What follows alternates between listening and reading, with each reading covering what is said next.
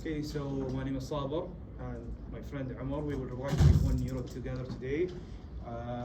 So thank you all for being present here today and welcome to our week 1 revision.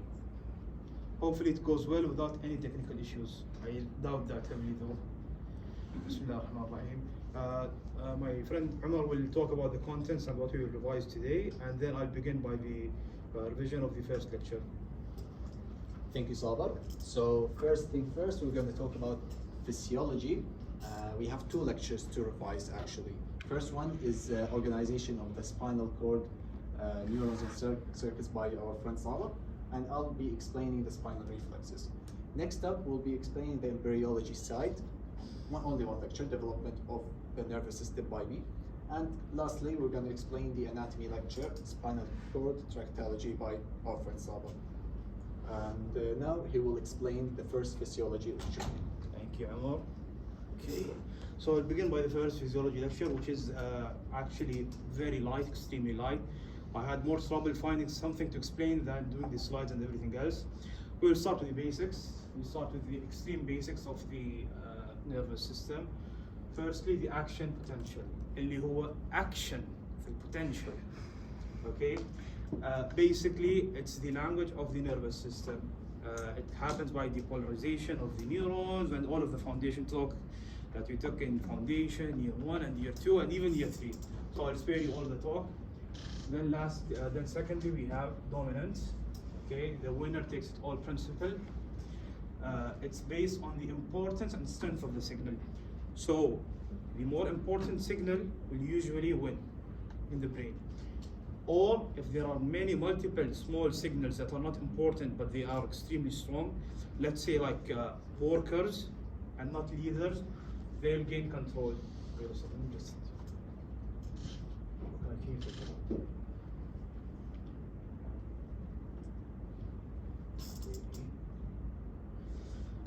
as we were saying, the second principle is dominance. It's based on the importance and the strength of the signal. So for example, if the signal comes from a very primary objective such as survival, it will take importance over everything else. Then thirdly, we have threshold. The minimum level of action to achieve action full potential. Okay? So if you don't reach the threshold, there will be no activity in the neuron at all. The brain won't register anything, and basically like nothing will happen. Like me basically sitting in physiology class, which I don't understand anything in. Okay? Then we have excitation and inhibition. They basically work in increasing the level of action to reach the potential or decrease it. So excitatory signals, for example, such as glutamate, when they happen, they decrease the amount of action needed to excite the neuron. And inhibitory signals do the opposite. So they increase the level of action needed to reach the potential. And relays, lastly, they're one of the fundamentals and most important parts of the nervous system. They decide what signals go through and what signals get blocked.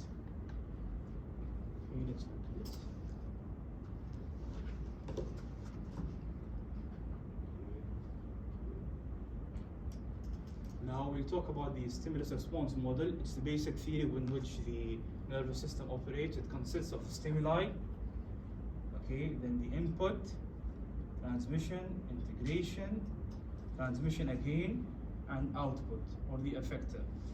Now basically talking about the stimuli, it comes from different parts of the body. It comes either from visual stimuli or touch stimuli or smell stimuli. And each stimuli takes a different pathway on different types of nerves, just so that we'll be able to differentiate between these nerves. So for example, if you have only one nerve that transmits all of the signals, you won't be able to differentiate if I'm smelling something or I'm seeing something. So different types of sensory neurons transmit different signals. We'll talk about that more in depth a bit later, and my friend Omar will explain it even more. Then we have integration. Integration usually happens in the higher brain centers, such as the frontal cortex, the thalamus, the midbrain, the cerebellum. But in some cases, it can happen in the spinal cord. It can happen in the spinal cord, which is the reflex arc. It directly integrates the sensory neuron with the motor neuron via the relay neuron. And lastly, after the brain integrates everything, it goes through the transmission part via the motor neuron usually. There are some autonomic neurons also with the that go out, and then we have the output. Okay, then we have the output, which is the effect. Like I have the output of my muscle right now. I have the output of blinking, for example, and many different outputs. Next slide, please. Thank you.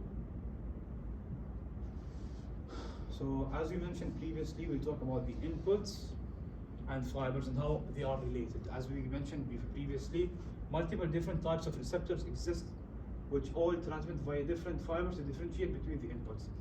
There are multiple different types of fibers. I think my friend Omar will go into details on them.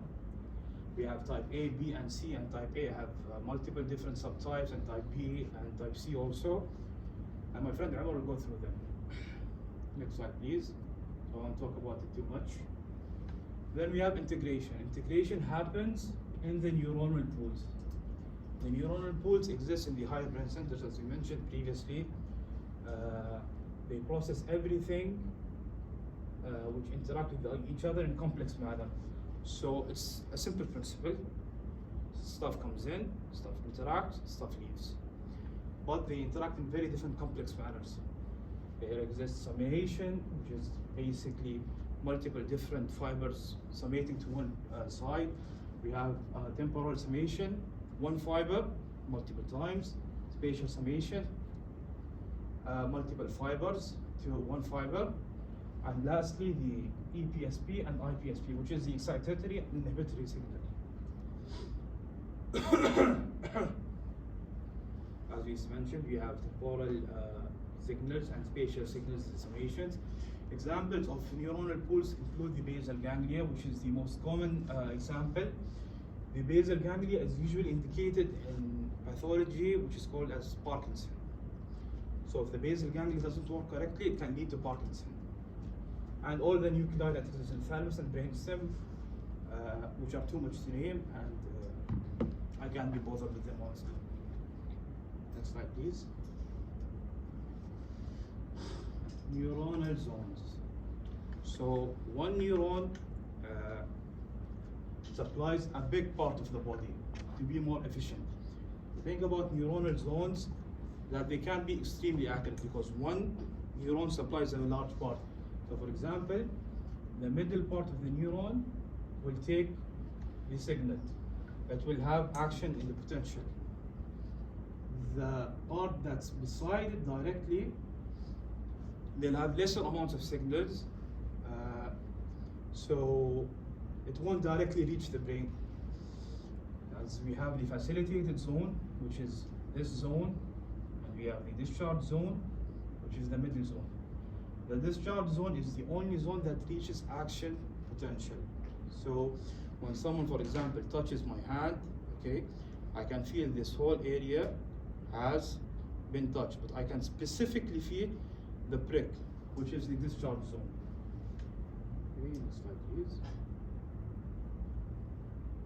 Okay, now we'll talk about the types of circuits. We have 4 types of circuits mainly. We have converging, diverging, parallel after discharge, and reverberatory.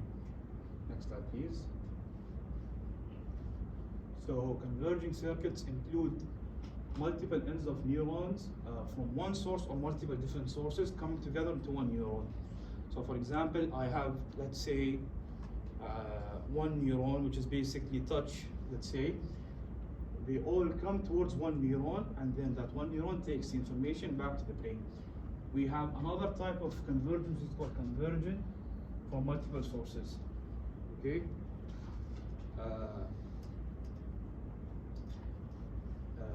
The convergence from multiple sources, the example that is included is peripheral nerve fibers entering the spinal cord alongside the proprioceptive fibers passing from one segment to another and into the corticospinal fibers from the cortex.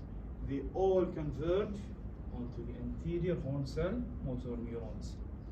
So basically, for example, imagine this is the corticospinal fiber from the brain or the frontal cortex. And we have the proprioceptive.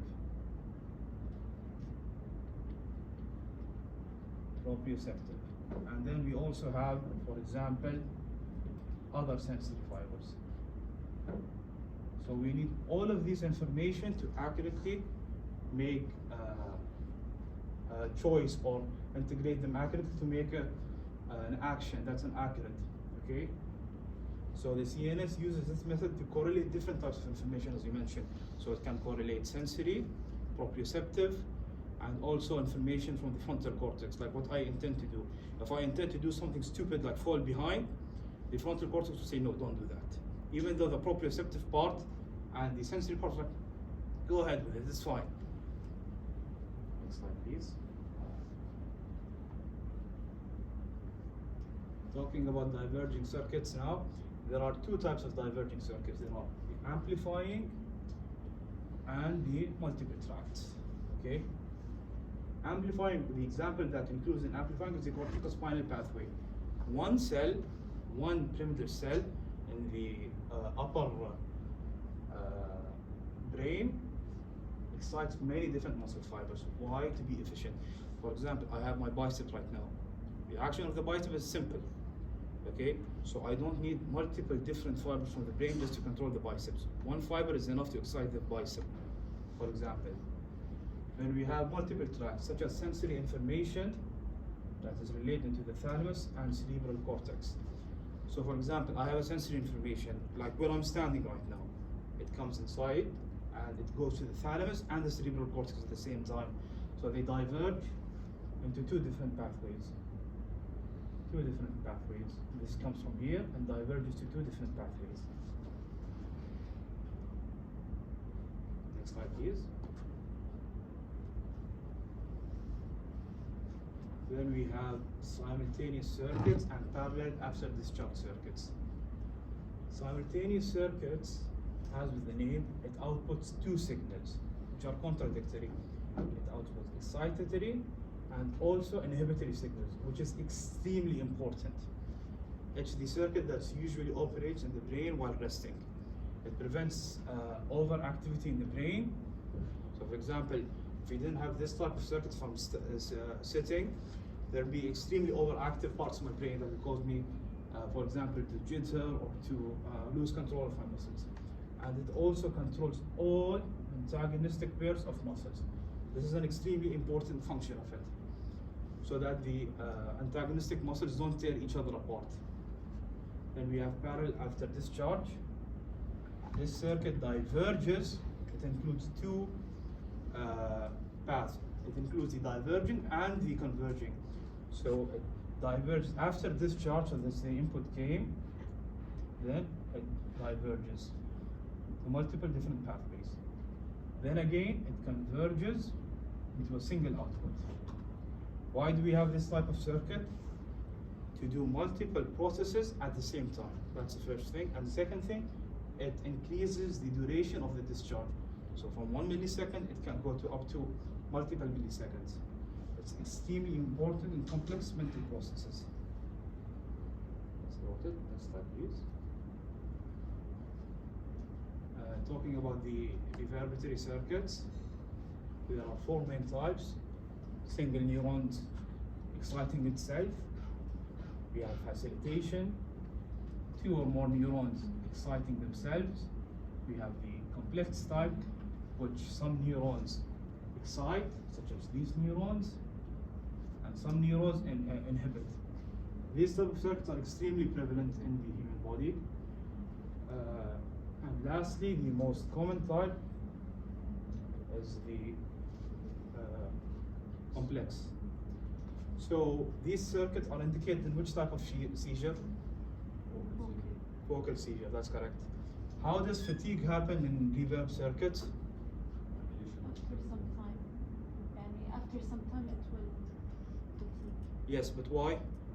And there is not enough neurotransmitters. Exactly, that's why. And lastly, what happens with the stimulus duration, as we mentioned previously? It increases. So that's an important aspect of reverbatory circuits. Next slide, please. And that's it.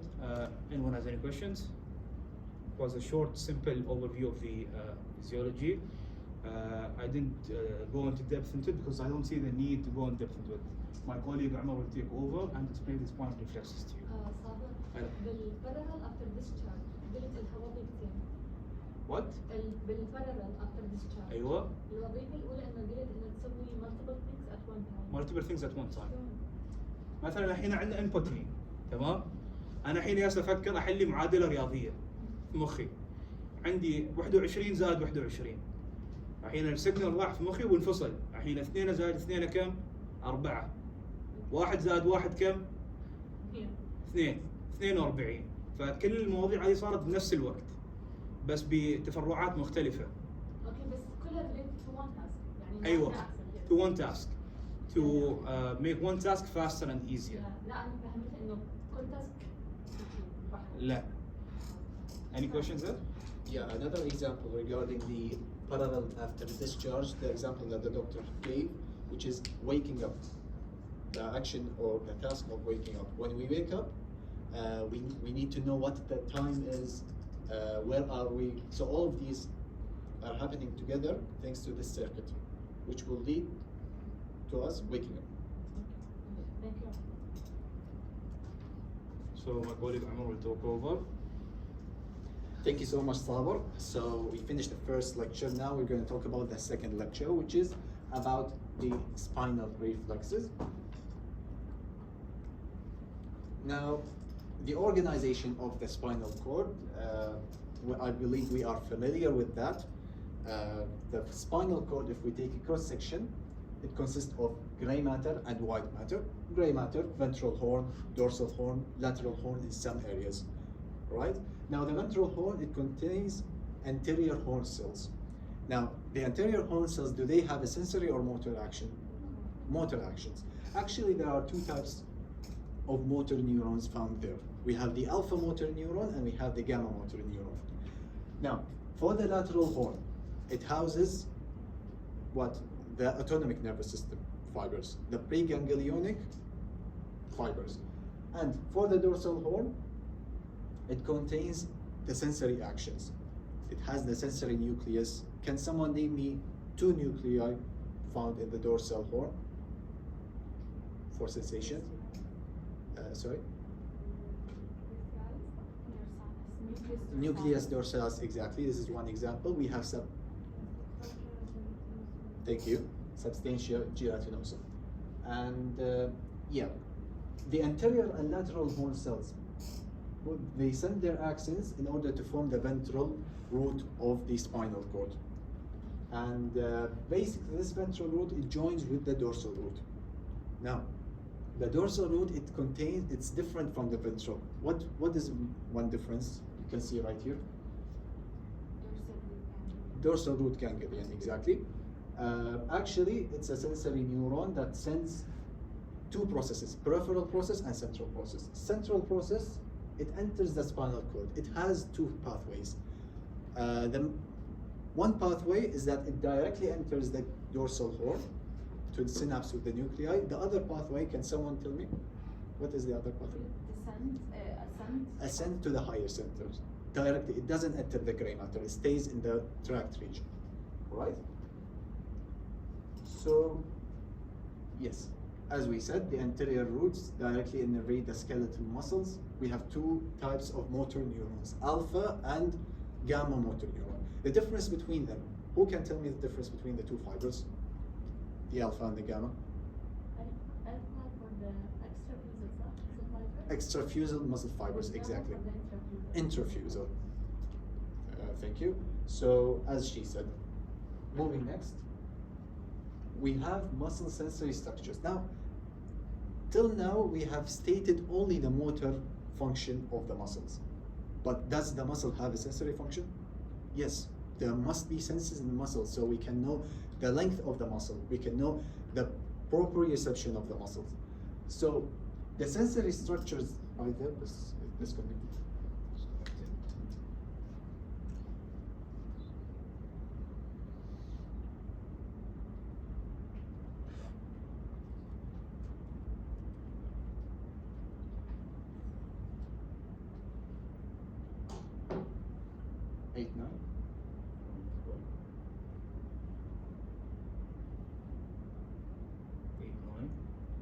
06. 06. 04. 04.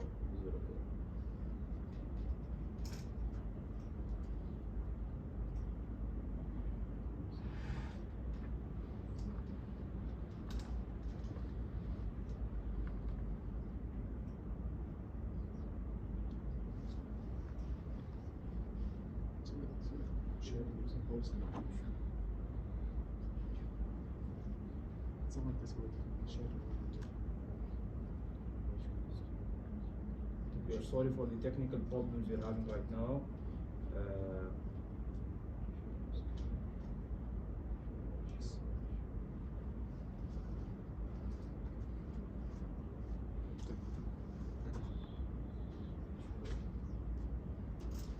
So, we have two sensory structures that are found in the muscles. First, we have the muscle spindles. The function of the muscle spindle is that it detects the length, the current length, and not only the current length, the changes in the length. It sends information to the brain. Now, how would it be able to tell the length of the muscle? Would it tell, no, it's 20 centimeters, for example? Is this the way? No. The CNS doesn't understand that language. What was the language of the CNS? Action potentials. So depending on the firing rate of the fibers, it can tell the information or the status of the muscle. The other sensory structure we have is the Golgi tendon organs. They are responsible for sending information about the tension and the force currently and the change. You get it? And next slide. Yeah. So first we're going to talk about the muscle spindle. Muscle spindle is a group of intrafusal fibers, and usually it composed of 3 to 12 intrafusal fibers. And there are two types of intrafusal fibers as we took. We have the nuclear bag and we have the nuclear chain, which can be seen more accurately in the next slide. So this is the nuclear bag and this is the nuclear chain. Both of them have different nerve supply. Now, in order for these fibers to be connected to the CNS, we need a mode of transmission, afferent fibers. So, the afferent fibers of the nuclear bag mainly is 1A, all right? And the afferent fibers of the nuclear chain is what? Type 2 fibers. And not only it has afferent fibers, it also has efferent fibers. The gamma motor neurons that we just discussed. It supplies the nuclear bag and nuclear chain. There are two types of gamma. We're going to get into that shortly. So, as Saber said, we have the classifications of nerve fibers. There are two types of classifications. We need to connect them together. We have the Erlanger-Gazer classification, and we have the numerical. Now, we're gonna start with the Erlanger, okay? There are three types, A, B, and C. A and B, both of them are myelinated. C is unmyelinated. As we go down, the diameter decreases. And what happens to the conduction speed as slows down? Exactly. Now, let's talk about A. A is divided into 4 types, okay? Alpha, beta, gamma, delta. Clear? Now let's talk about alpha. Alpha is divided into 2 types as well. Motor and you have sensory. Don't confuse between the 2 things. The motor one is basically the alpha motor neuron that are the anterior part of the anterior horn cells. Okay? For the sensory one, it is responsible for proprioception. We have 2 types, the muscle spindle, which is 1A, and the Golgi tendon organ, 1B. Is this clear? No confusion? Now, the other type of A fiber is beta, A beta, or 2. Where did we see this type of fiber? In the muscle spindle, the nuclear chain, exactly, the afferent fiber. It's also responsible for touch and pressure sensation. In addition, it supplies the nuclear chain. We have the A gamma, as we said, motor to the muscle spindles. Now we can talk about the rest but it's not important in this lecture. In next lectures, we're going to talk about it, inshallah. So this is another table that shows us the types. We have 1A, which are the primary endings that supply the nuclear bag. 1B, Golgi tendon organ. 2, which is A beta, the same one, that supplies the nuclear chain. Okay? We have type 3, which is A delta, for the fast pain, fast, acute, rapid pain. And we have type 4, which is the type C, the unmyelinated one for the slow pain.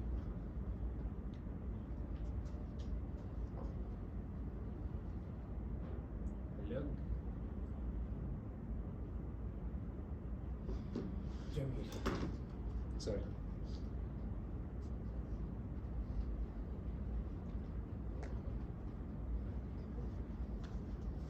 If anyone wants to bet on how many technical issues we'll have, you can give your number right now.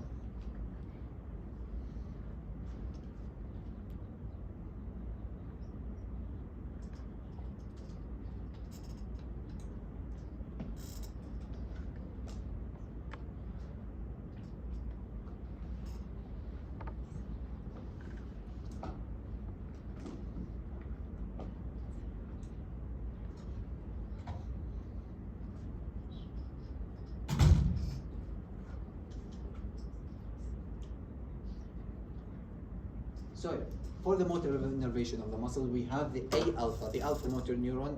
As we said again, it innervates the extrafusal fibers, and when it reaches the muscle, it divides into many branches, supplying many fibers at the same time. This is called as what? The motor unit, as seen in this picture. Now, the type A gamma, it provides the motor supply to the muscle spindles, as we mentioned, and you can think of it as, do you know this instrument, a guitar? At the end, we have a tuning part. The function of these fibers, the A gamma fibers, is to tune the muscle spindle in order to determine the sensitivity of the muscle spindle in response to length and changes in length in general. All right, and it is involved, highly involved in muscle tone. Next slide. Yeah, sensation of static change. Now we said, and we have two. We have primary endings and we have secondary endings. In case we have static change, what does static mean? Static means not moving. So no movement, so the length of the muscle fiber is constant, it does not change. What predominates right here are the secondary endings. And what were the secondary endings? Which type? Type 2, exactly, A or A beta. Okay? And senses mainly static changes in the muscle length. Basically, these secondary endings, they send information to the brain about the current length, not the change of length, the current length. Like the length is 8 centimeters, but it sends this, it gives this information by the action potentials. Okay? Good. Now, however, for the dynamic change, we have change in length, movement. So, the predominating nerve endings we have here are the primary endings, which were 1A fibers, 1A, and which supplies the nuclear bag, and they are sensitive to velocity of the change in the muscle length during a dynamic process. When the muscle elongates or the muscle shortens, these fibers, they predominate, they change their firing rate according to the change that's happening. Like if the muscle elongates, stretches, it will increase the type 1A fibers, they will increase the firing rate to tell the body that, okay, this muscle is elongating, is increasing in length, do something about it, okay? So, how does this muscle spindle operate? So, we have the stimulus. What is the stimulus? Stretching of the muscle is the stimulus. It activates the muscle spindle, which is a receptor. Now, when the muscle stretches, it increases in length, okay? This stretches the nuclear bag. When the nuclear bag stretches, it is supplied by the type 1A fibers. It will increase the firing rate to the CNS. When the firing rate increases, the body understands that this muscle is stretching. I need to counter this action. Now, basically, the type 1A fibers in the spinal cord, it will synapse with alpha motor neuron there. And it will stimulate the alpha motor neuron, and alpha motor neuron, it supplies what? The extrafusal fibers.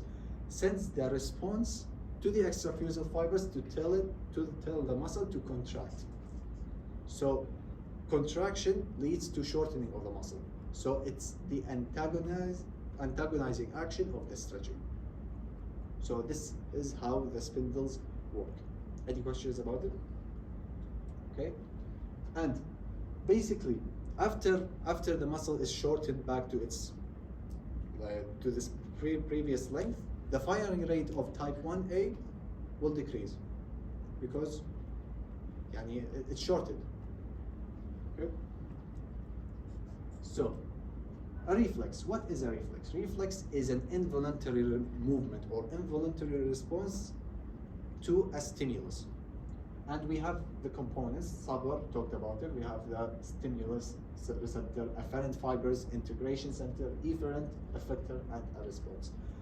Now, we have different classifications of reflexes, but what we're going to focus on are according to the complexity of the circuit.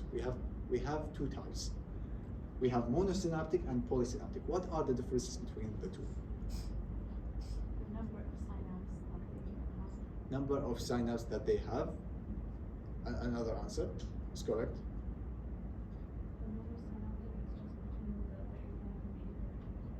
Exactly, directly. Interneurons. So the difference between the two, as our colleague said, number of synapses, and as she said, the interneurons. In monosynaptic, we do not have any interneurons. It's just afferent fiber synapses directly to the efferent fiber. And one example of that I just explained. One example of that I just talked about right now is the stretch reflex, the muscle spindle. Now, basically, we have extension of the muscle. We do it in OSCE, the knee jerk, checking the reflex of the knee. When we hit on the tendon of the quadriceps, what we're doing is that we're stretching the muscle, the quadriceps muscle.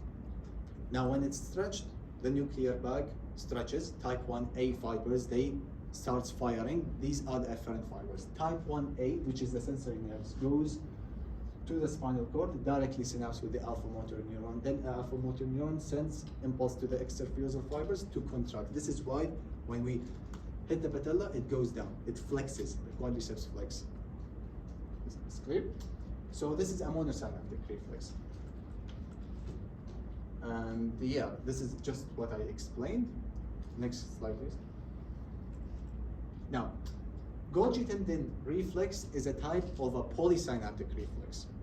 Here we have interneurons. Now, what was the function of Golgi tendon organ? Tension and force, and its changes. So, in cases where we have weightlifting, intense contraction of the muscle leads to extensive shortening of it, to the point that it would maybe lead to damage or laceration of the muscle or rupture of the muscle. How to prevent that? We have the Golgi tendon reflex. At the tendons, we have these senses. It is supplied by which afferent fibers, if you remember?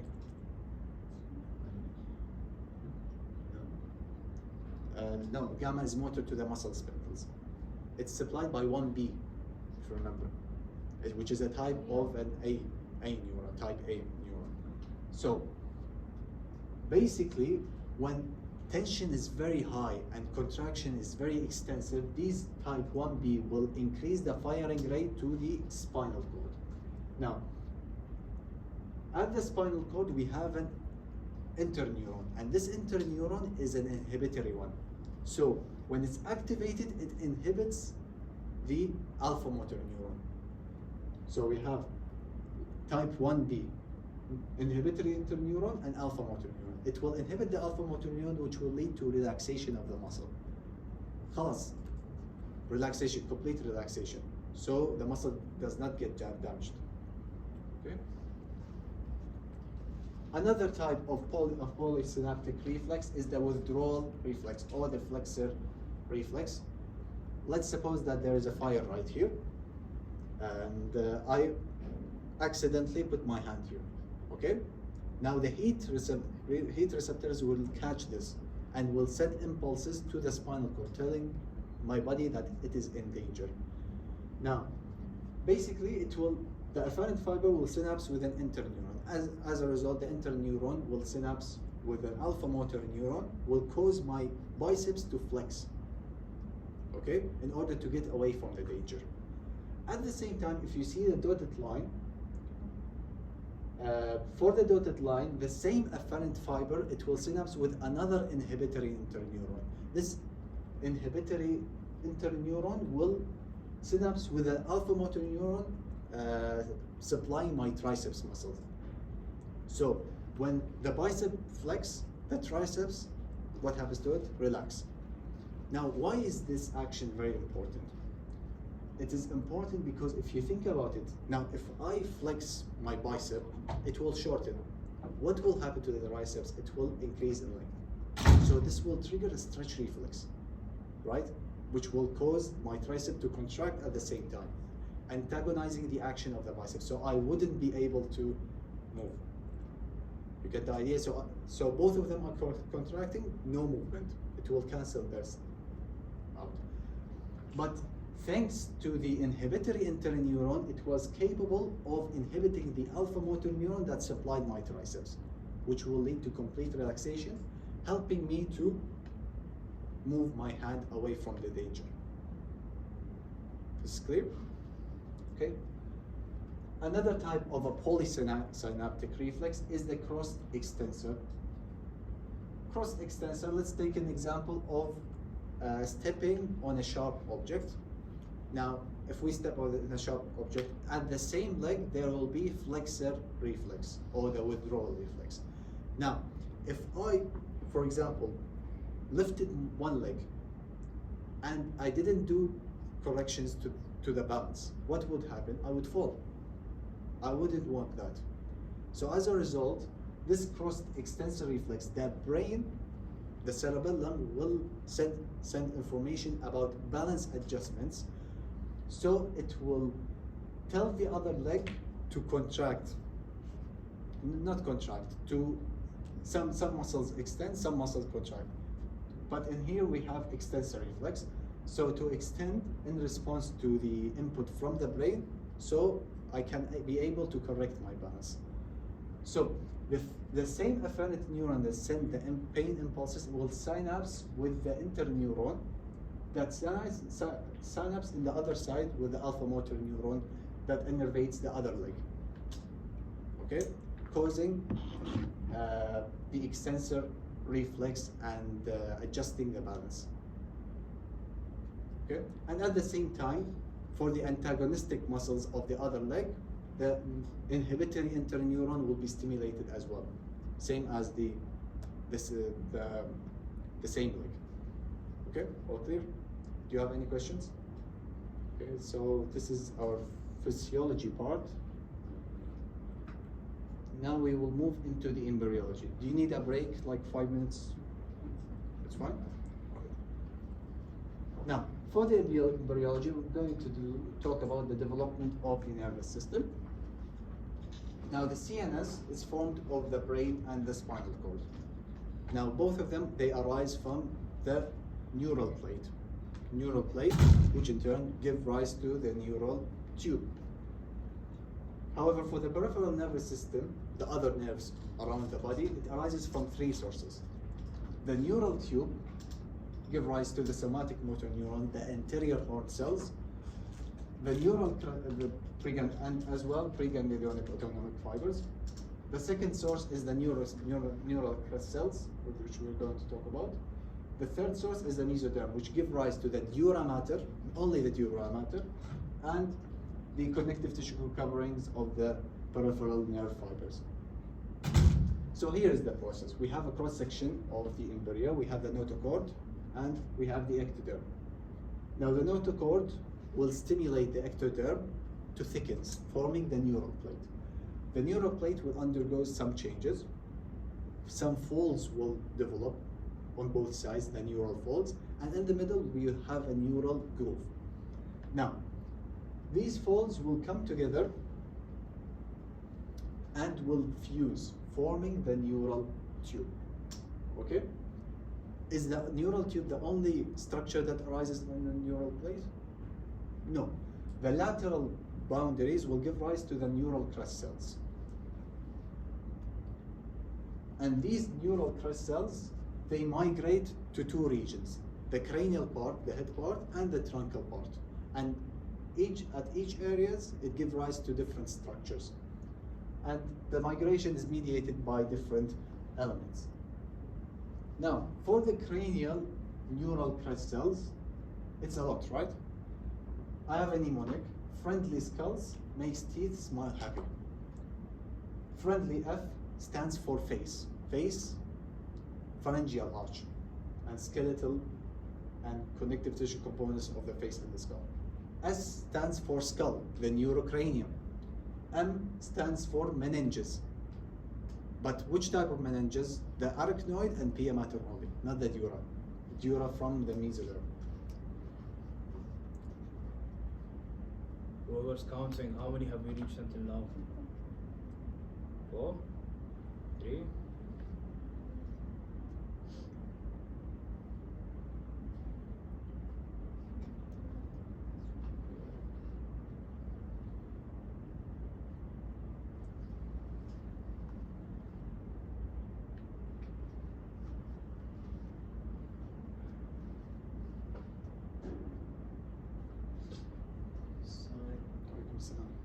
Anyone have any questions?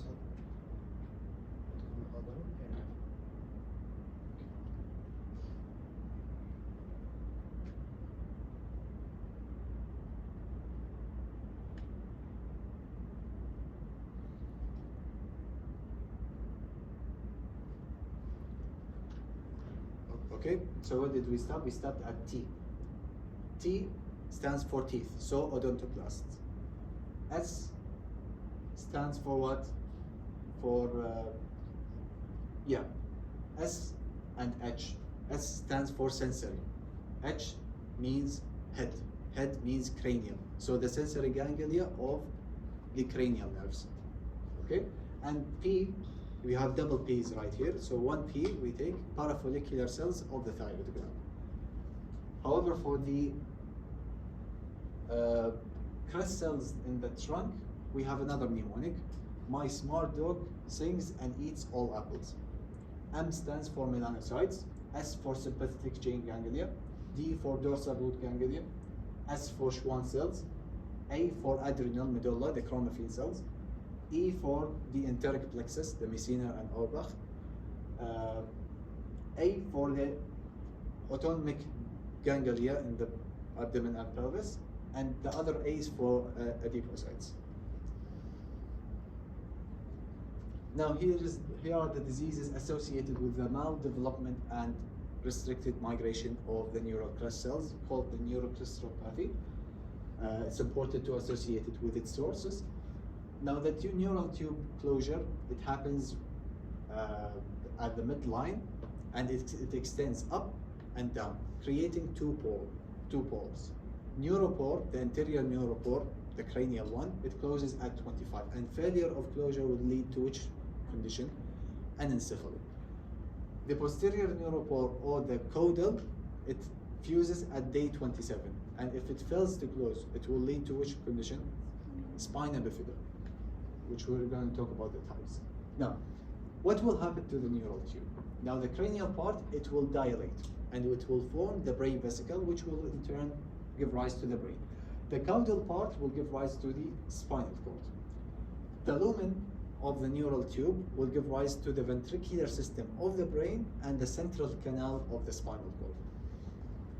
Now, if we take like a cross section of the neural tube at the spinal cord portion, we will see a circular shape. What will happen is that it will dilate and it will become a diamond shape. This is the dorsal, this is the ventral. The dorsal part will form the roof plate. The ventral part will form the floor plate. And on either sides, we will have a sulcus called sulcus limigens. All right? Now, what will happen next is proliferation of the wall cells.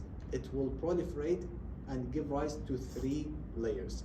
The most inner layer, which are the ependymal layer, it's the one that lines the central canal and what the ventricular system of the brain, the ventricles.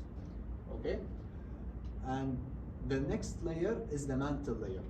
The mantle layer, the middle one, it will give rise, the proliferating cell will give rise to the neuroblasts. Neuroblasts that will give rise to the motor and sensory neurons, cell bodies only, and the glial cells, the supporting ones as well. Oligodendroglia, the other ones. Now what will happen next is that these cell bodies will send its axons outside, creating the marginal layer. So we have ependymal inside. The mantle layer, which will in turn give rise to which matter? Gray matter. It consists of cell bodies and nuclei and different stuff. And the marginal layer will give rise to what? White matter, that consists of the tracts and so on.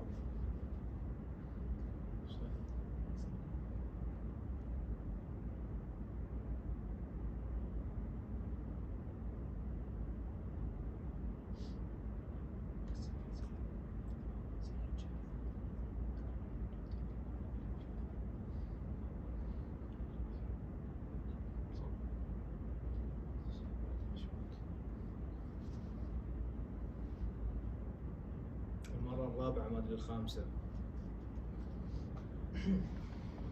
So for the sake of time, I'm going to explain it. Now the mantle layer, there will be 2 thickenings. You have ventral thickening and dorsal thickening. The ventral thickening will give rise to what? Which horn? The dorsal horn that houses the sensory nuclei. Okay? The ventral thickening will give rise to the anterior and lateral horn cells, the motor neurons. All right? And yeah, marginal layer consists of tracts, white matter, so on. Now, talking about the development of the nerve roots. Now, the anterior and lateral horn cells will send its axons, forming the ventral root. The dorsal root ganglia, from where it arises?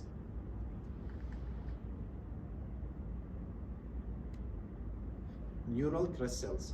The neural crest cells that migrate, it will give rise to the dorsal root ganglia. Dorsal root ganglia are collections of sensory neurons.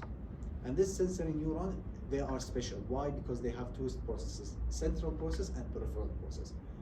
The central process, it will send it, why is it called central? Because it's going to the CNS, right? It enters the spinal cord, 2 pathways, either enters the gray matter directly or it ascends.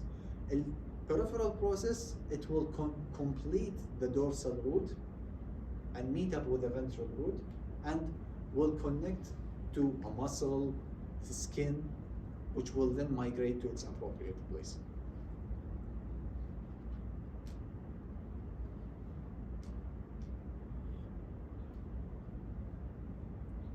Now talk about spina bifida.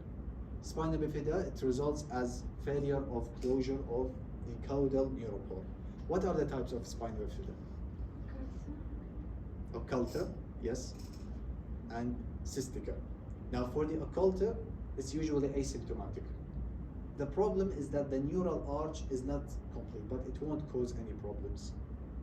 And it will be present as a tuft of hair or a dimple. It's not very severe, and it's common, like 20% of the population has it. Now the other type is spina bifida cystica. There are 2 types. They have the meningocele and myelomeningocele. For the meningocele, from its name, meningocele, hernia, the meninges, it will go through this incomplete portion and will form a cyst. Now it is dangerous. Why? Because it could be ruptured, causing the CSF to burst because we have CSF inside, and it will lead to meningitis and other problems. The other one, which is the most severe, myelomeningocele. Not only the meninges, also the spinal roots enters this cyst. And it will be visible if we flash a light. We will be able to see the spinal roots. And yeah, I believe that's it. Thank you all for listening. Saber will take the last lecture, as you can see in the types of spinal fluid. Thank you. Okay, so I'll talk about spinal tractology. Hopefully I won't be as nervous as the last lecture. Hopefully I'm better prepared for this. I studied for 4 or 5 times maybe. Next slide, please.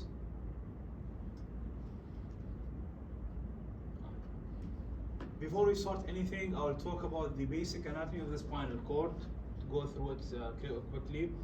This is the segment, cross-sectional segment of the spinal cord. We have the gray matter and the white matter. The gray matter consists of what? No one answers, so let's say cell bodies. Okay. The white matter?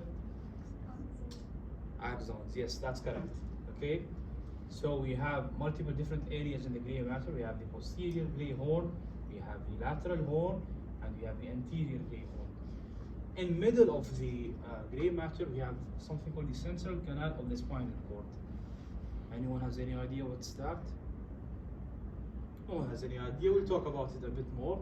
Then we have the anterior median fissure. Okay. And this is the basic anatomy. I won't go deeply into it because we actually don't need to go that deep into it. Next slide, please. Allah al-Jawda. So this is the overview of the spinal nerve roots and the spinal cord. We have the dorsal root ganglion. What's special about the dorsal root ganglion? It carries all of the senses. That's correct. Then we have the where is it? The ventral ramus.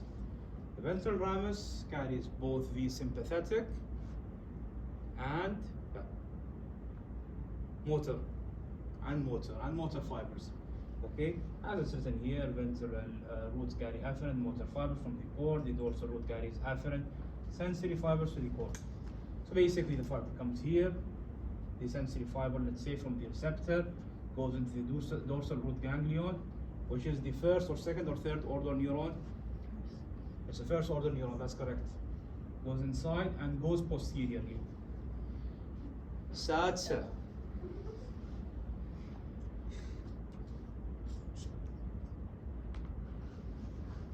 ما الرقم هذا؟ ما عليك الحين ما بصير الحين.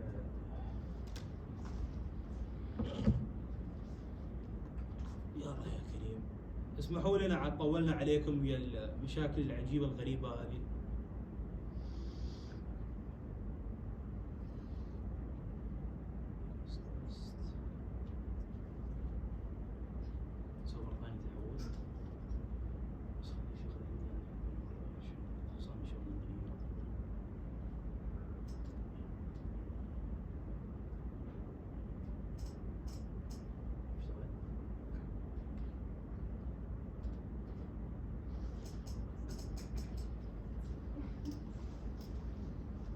Okay, so we're back. Previous slide, please. So as I was saying, the dorsal root ganglion carries the sensory information, all of the sensory information. Keep that in mind. The ventral ramus carries the sympathetic and the motor functions. The sensory fibers come here, go inside the dorsal root, and go behind to the posterior part of the spinal cord segment. The posterior white tracts and the posterior gray horn. Okay. Now we'll talk about the next slide. I've put this just so that you know how to differentiate between them. This is more of OSPI material, but it's important that you be able to differentiate between the different types of spinal cord segments, the cervical, the thoracic, the lumbar, and the sacral. The way I remember that the thoracic looks like a butterfly, the lumbar looks like a pelvis for some reason, the sacral looks like 2 birds. You can see it. This is the bird's eye and 2 birds. You're definitely feeling OSPI. I know. Okay, and this is whatever is this. Okay, so you need to memorize this and know how to differentiate between them. Next slide, please. nerve roots in relation to the disc. This is an extremely important concept that, if I'm being honest, some doctors mess up in this concept themselves. Okay, the cervical nerve roots, they come out from their segments and go above the bone they come out from. So for example, C4, C5, what comes out in between them? Yes, that's correct. C5, it goes above it, above the bone that's included. Except in one case, the C8. Why C8? It goes above T1. ليش؟ لأن ما عندنا أصلا عظمة اسمها C8. إذا قلتوا عندنا عظمة اسمها C8 لعل وعسى تفلحون بالاناتومي بعدين، بس مو دحين. السابعة، لا، الثامنة.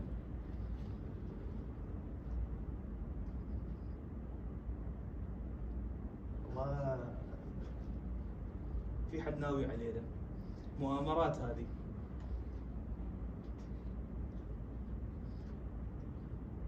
بالضبط.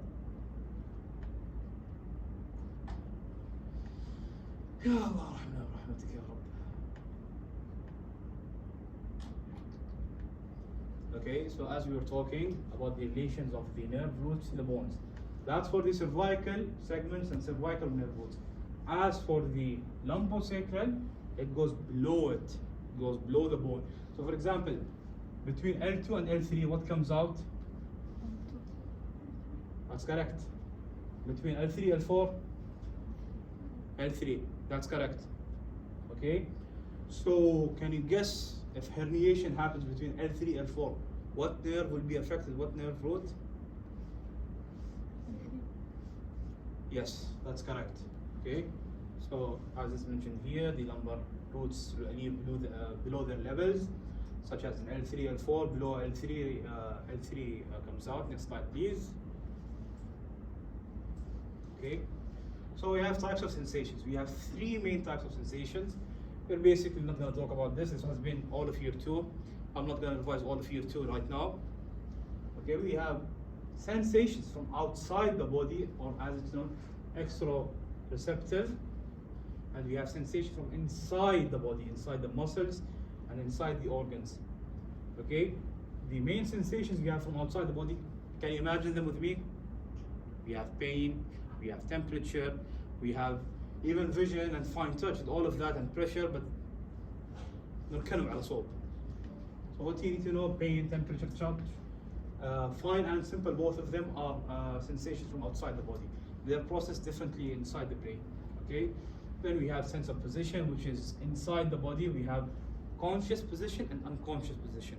This is extremely important to differentiate, because in some cases, some of these only the conscious is, for example, affected, and some others the unconscious is only affected. Next slide, please. So we first start by talking about the sensory tracts, or the ascending tracts. For the ascending tracts, we have two different models in which they operate. Okay, I'll simplify it. We have the first model in which the sensory fiber comes and goes all the way up to the brain stem. It crosses over there. The other model we have is fibers that cross over at the same line. So I'd like to imagine that this is a case of elevators.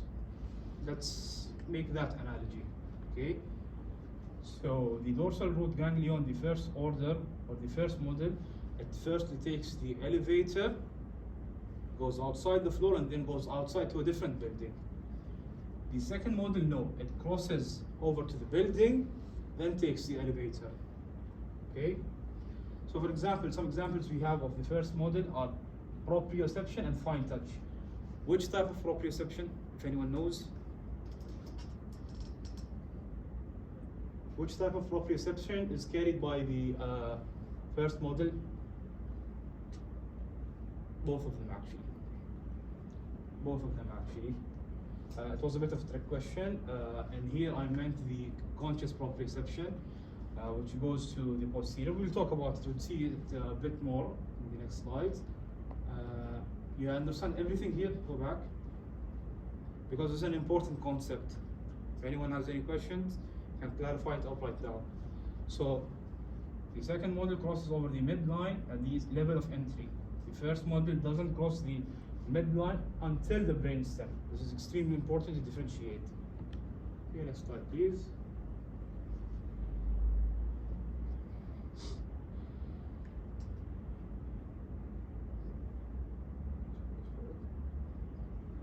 قاعد نسوي سحر هني. اب سكيل اي اي جوده يعني تعور العيون والله. المهم, we'll talk about the ascending tracts in the spinal cord. We have how many ascending tracts in the spinal cord? Let's count them. 1, 2, 3, 4, and 5. Okay, we have conscious proprioception. With conscious proprioception, we have fine touch included and stereogenesis, discrimination, and all of that. We have the spinocerebellar tracts, which both we have posterior and anterior spinocerebellar. Both of them carry unconscious proprioception, so that basically doesn't allow you to do dumb stuff while you're not aware of it. And then we have the lateral spinothalamic and we have the anterior spinothalamic. We'll talk about them in detail. So we have how many ascending tracts? 5. Can we name them? مكتوبات والله.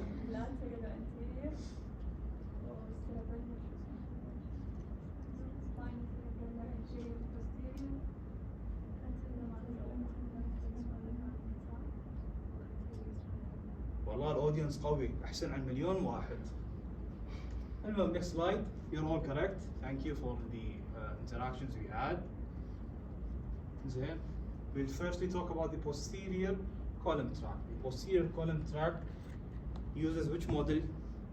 First or second? First or second? First, that's right. Okay. So what happens, it comes, the senses or the receptors carry over the information over a fiber. The fiber goes over the dorsal ganglion, the dorsal root ganglion, and then the first order neuron goes over until the second order neuron in the upper medulla. What are the second order neurons called? They're called the gracile nucleus and the cuneate nucleus. That's why the second name or the other name for this tract is called the gracile and cuneate tract. So it goes over to the gracile nucleus and the cuneate nucleus, and then it crosses over the brainstem. Okay, as it's also mentioned here, crossing level, the upper medulla. Let's imagine here, okay, with me, if we cut off the nerve here, what will happen? It should be obvious. Ipsilateral, that's correct. Okay, if you cut over the nerve here, ipsilateral, that's correct. Into the level of the segment and below it. If we cut over the nerve right here, contralateral. Why? Because it's crossed over. The brain is complicated for that for some reason. So spinal tract lesion, as it's mentioned here, we will lose proprioception and fine touch, because this tract, the posterior column tract, carries what? Conscious proprioception and fine touch. So that's what we'll lose here, and then we'll see the next tract. Next slide, please. Dabs dorsalis. What's dabs dorsalis? What's it caused by? Syphilis and multiple sclerosis. Dabs dorsalis is an extremely specific pathology to the posterior column. Okay, so what basically happens? It likes to eat away at the posterior column. Firstly, what sensations we will lose? Proprioception and fine touch. That's correct. What type of proprioception? Conscious proprioception. The fascinating thing with dabs dorsalis, as it progresses, it causes a loss of all sensations. Why is that? Any guesses? It extends to what exactly? The dorsal root ganglion. As we mentioned previously, and then I'm repeating it again, the dorsal root ganglion carries over all of the sensations. All of them. You name it, it's carried by the dorsal root ganglion. واحد خطير ما شاء الله عليه. تمام. Next slide please. Then we talk about the nucleuses in the dorsal gray horn. I have one question before. Why did I talk about the nucleuses in the dorsal gray horn before mentioning the posterior column tract? Because it doesn't synapse at the posterior gray horn. Straight up goes to the brainstem. Synapse is there. Okay, so we have substantia gelatinosa, we have the nucleus proprius, we have the Clark's nucleus, or nucleus dorsalis. This is extremely important. This will leave it to the last bit. Okay, substantia gelatinosa carries what type of signals? Pain and temperature. That's correct. ولكنه مكتوب. تمام. Nucleus proprius. نفس الشيء؟ Crude touch and pressure. Okay, but for some reason it also modifies pain and temperature. Anyone guesses why? Because they run extremely close by. In anatomy, they run extremely close by. We'll discuss about that also more. Okay. Now, for example, I have a question. If the dorsal horn itself is damaged, what will be the symptoms? If the dorsal horn is damaged, what will be the symptoms? All sensations lost.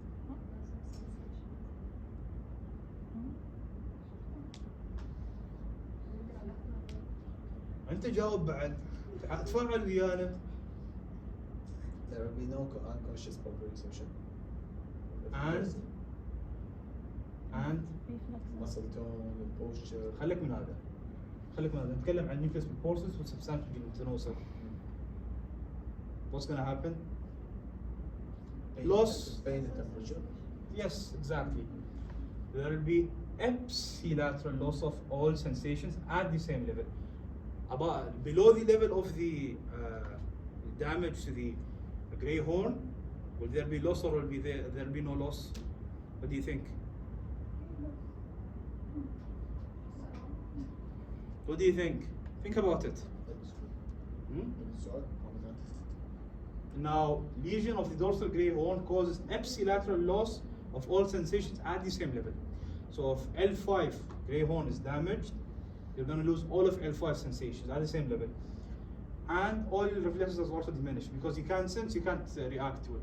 I'm asking, below the level of the lesion, what will happen? Nothing will happen, exactly. Why is that? Because the fibers come and they synapse with the dorsal grey horn and they go up. Okay, so if this is damaged, this isn't damaged. This goes here and goes above directly, bypasses this area.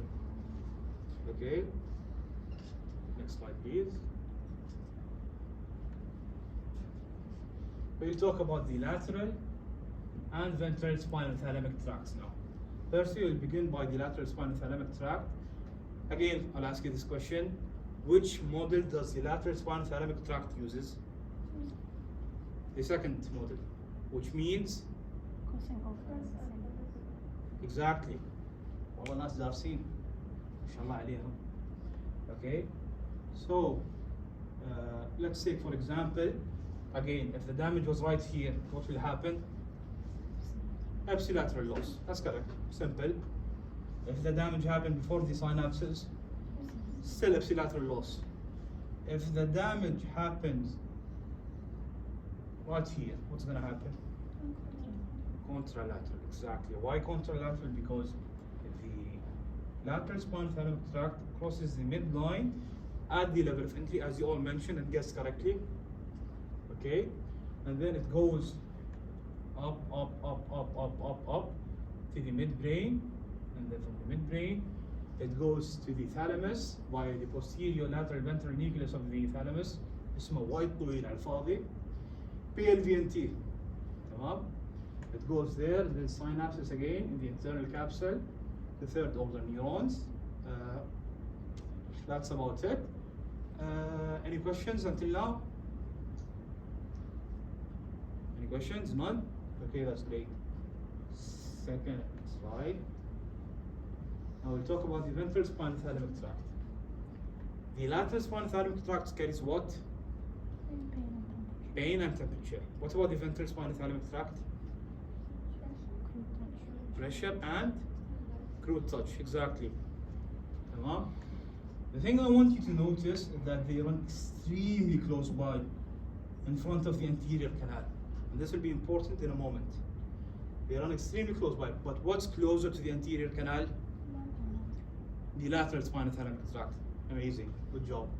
Okay, so if the lesion is again here, what will happen? Ipsilateral loss.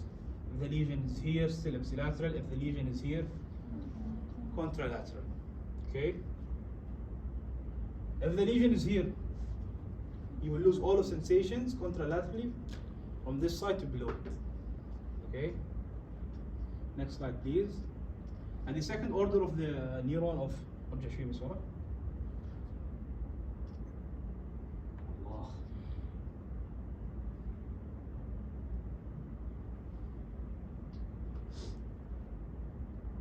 Okay. The second order neuron in the ventral spinothalamic tract is what? There are two. Nucleus pulposus, proprius. Okay. It interacts a little bit with the substantia gelatinosa, okay, but it's not the main function of it because substantia gelatinosa carries what? Yes, the lateral pain and temperature. Come on, next slide, please. Okay, this is why I stress over the fact that the ventral and lateral spinothalamic are extremely close by because of syringomyalgia. What's syringomyalgia? It's a pathology. Okay. What happens exactly in the anterior canal? The pressure increases, either due to chiari malformation, mostly due to chiari malformation, or to other reasons.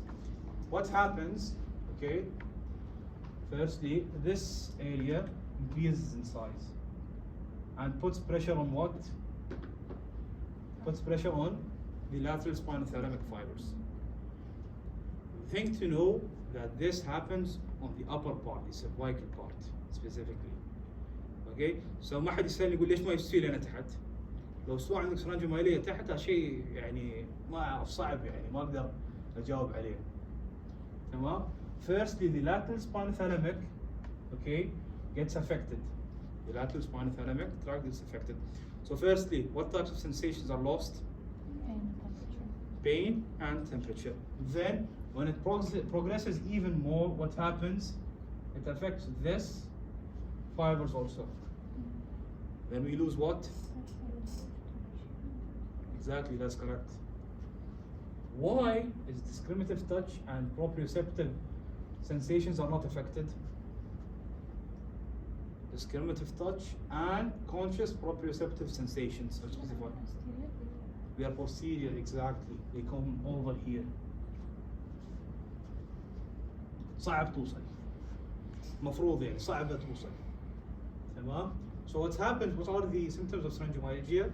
Bilateral jacket-like distribution, loss of sensations. Firstly, pain and temperature. Secondly, crude touch and pressure. Okay? So for example, he can feel everything correctly, like small things, he can feel them. But if you say to him, am I touching you? He will not know. Why? Because as we discussed in the first lecture, the physiology lecture, the receptive fields and the whole thing. Next slide, please. We'll talk quickly about the spinocerebellar tract. Extremely briefly, we have dorsal spinocerebellar and the ventral. Someone in the notes team wrote an amazing analogy. I'm not sure who wrote the notes for this lecture. They said, imagine the ventral spinocerebellar tract cross. Why? Because it's V. It comes here, crosses over, and goes outside. Now that's an amazing analogy from the notes team. Okay, it goes over, crosses the midline at the level of entry, and then goes upside. Where does it synapse? cerebellum, spinocerebellum. Yes, exactly. تمام. We have the dorsal spinocerebellar tract, D for direct, so it goes over to the same side. It doesn't cross over at all. The thing with the ventral spinocerebellar tract, it crosses over twice, which is specific to the ventral spinocerebellar tract. Firstly crosses at the level of entry, goes upside to the cerebellum, midbrain crosses over again. So يلف ويدور عشان يرجع لنقطة الصفر ما شاء الله عليه. تمام؟ This is about it. What's the function of the spinocerebellar tract? Unconscious proprioception. Okay? The area in which the spinocerebellar tract is laterally. They cross over here laterally. They ascend laterally. And in the dorsal grey horn, they also exist laterally, the Clark's nucleus. Next slide, please.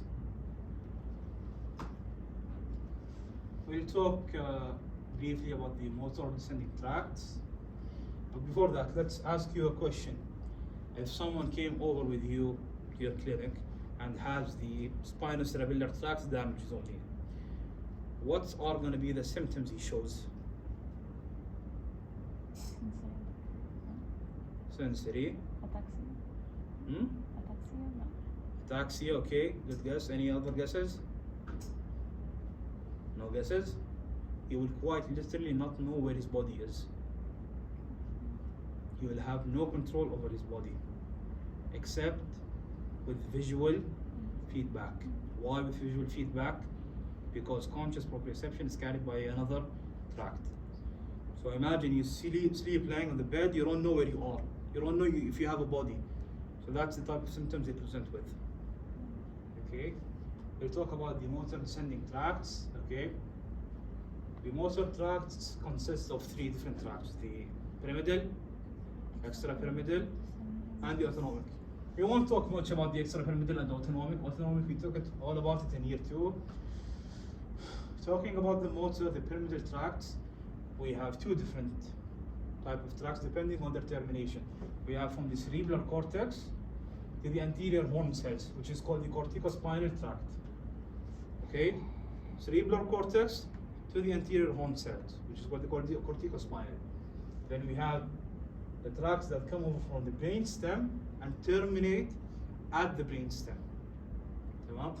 This is specific to what? To which nerves? Cranial nerves.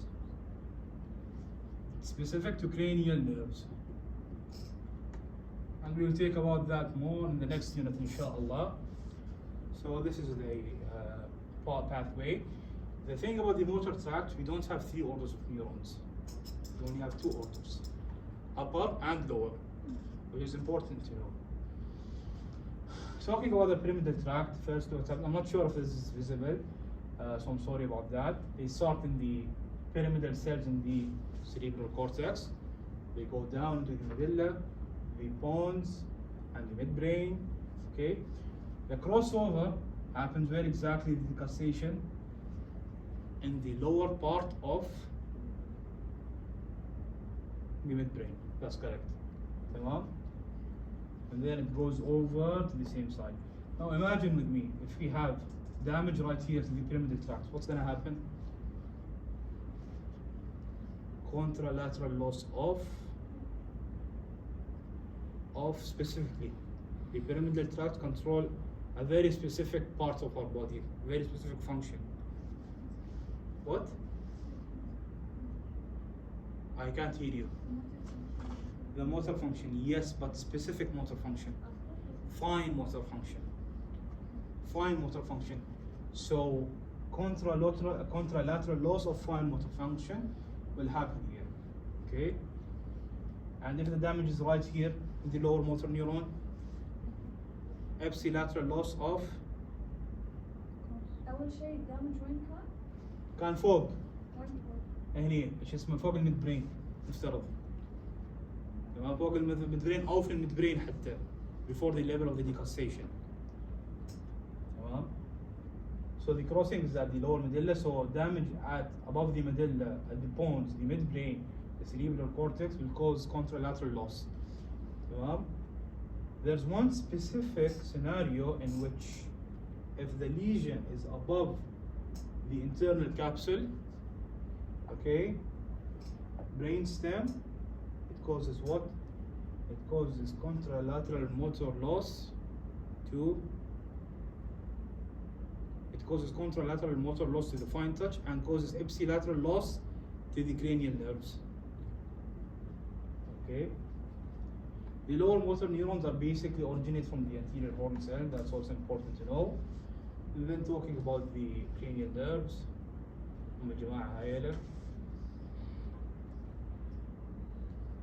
We're sorry for taking this long. It's been mostly because of the technical difficulties we had.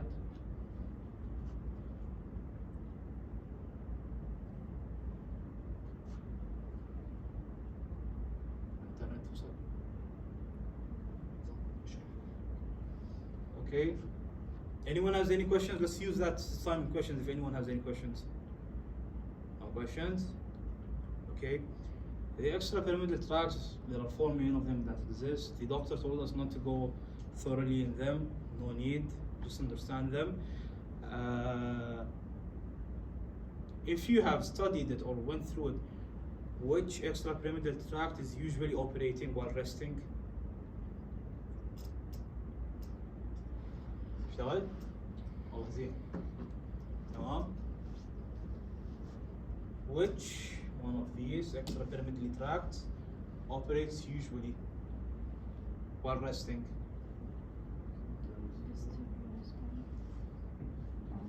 Reticulospinal. Why? Because it's inhibitory. يعني ما اتوقع ان اللي حد قاعد يبي يتشنج وهو قاعد. تمام؟ And another thing that is it's nice to know, vestibulospinal and rubrospinal are opposite to each other. They have opposite functions to each other. Maintains balance, excitatory to extensors, and the other is excitatory to flexors. You don't need to know a lot about them. Next slide, please. Clinical correlations. I purposefully didn't put them on. Okay, so let's imagine together. This is the spinal cord. I'm horrible at drawing, so don't comment. مع انه واضح يعني. تمام؟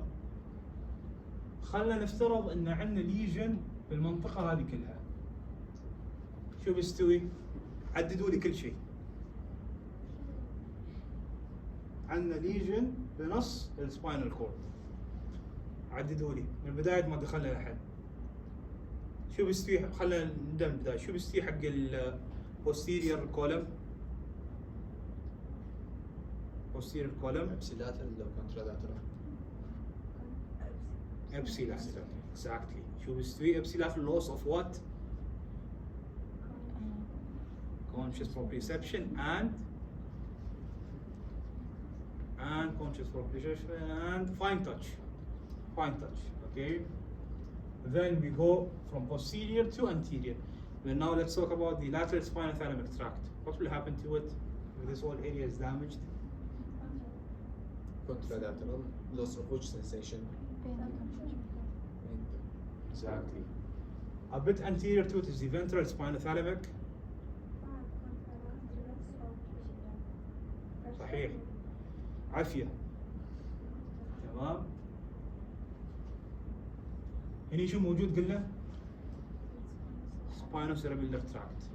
بيصير عندنا loss of what؟ صحيح.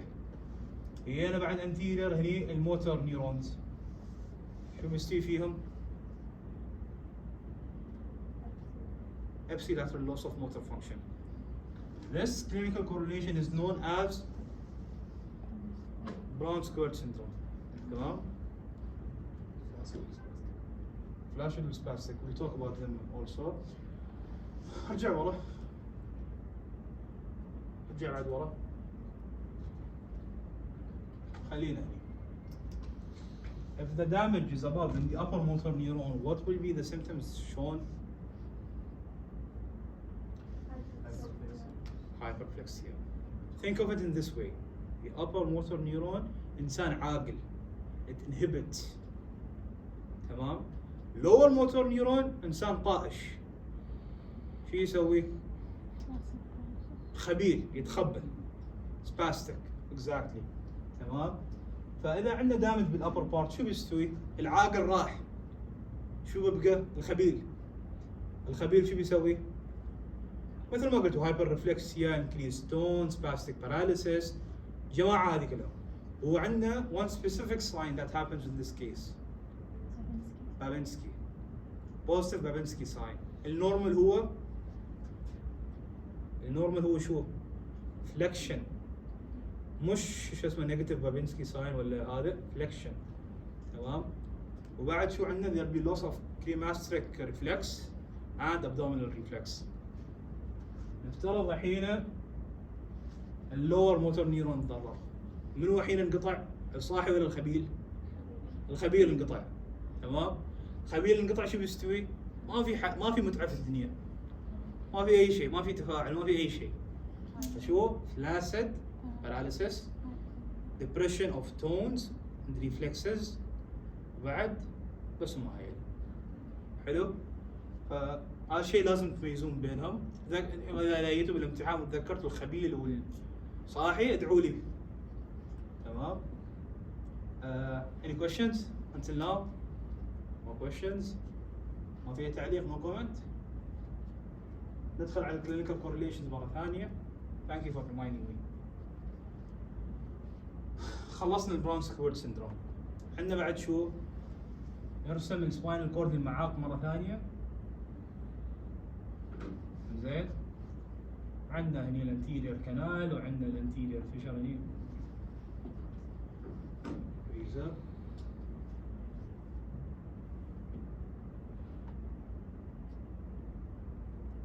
زين.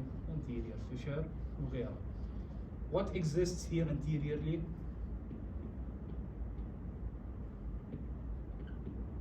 What exists anteriorly?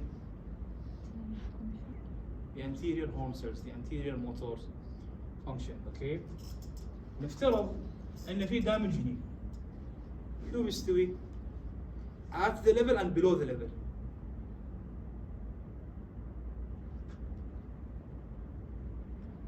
Okay, what will be preserved? شو اللي ما بيتأثر؟ What will be preserved? هذا كله preserved. هذا كله preserved. شو what will be preserved؟ نبدأ من posterior, lateral و anterior. posterior اللي هو عندنا proprioception, proprioception, fine touch، انزين. بعدين lateral اللي شو عندنا؟ صحيح. All of these functions are preserved. Only one function is affected, which is motor function. Motor function. تمام؟ فالموتور فانكشن is affected. تخيلوا شو اسم السندروم هذا والمرض هذا؟ أول مرة يسمون شيء باسم جميل. الله يحفظ العلماء. ها؟ anterior cord syndrome. anterior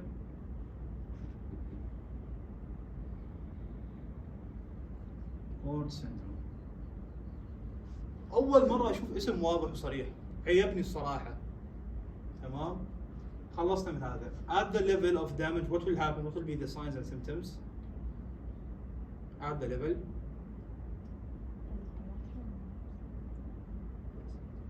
Flaccid paralysis. Flaccid ليش؟ لأنه to be considered lower motor damage. Below it, below the level of the damage, what will happen? What will be the signs and symptoms?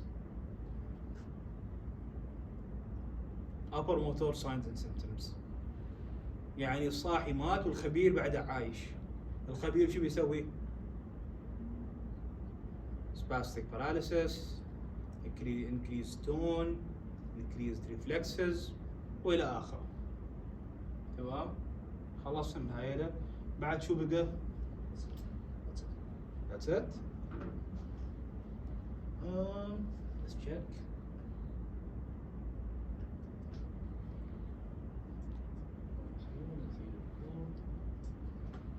خلصنا من هذا. That's about it. If you want to identify the damage is specific to which region, how can you identify it? you do the whole examination, physical examination, وتشوف تحدد. تمام؟ إذا مثلا حصلت لي upper motor neuron signs تحت، تمام؟ وهني ما حصلت شيء. الدامج وين بيكون؟ هل بيكون بالسيرفايكل؟ مستحيل. بيكون تحت بعد. زين، هل بيكون باللمبر؟ بيكون باللمبر أو الساكرال. تمام؟ كيف نحدد من بينهم بعد؟ we'll do even more tests, we'll do even more physical examination عشان نحدد من بينهم. الشيء العجيب، تمام،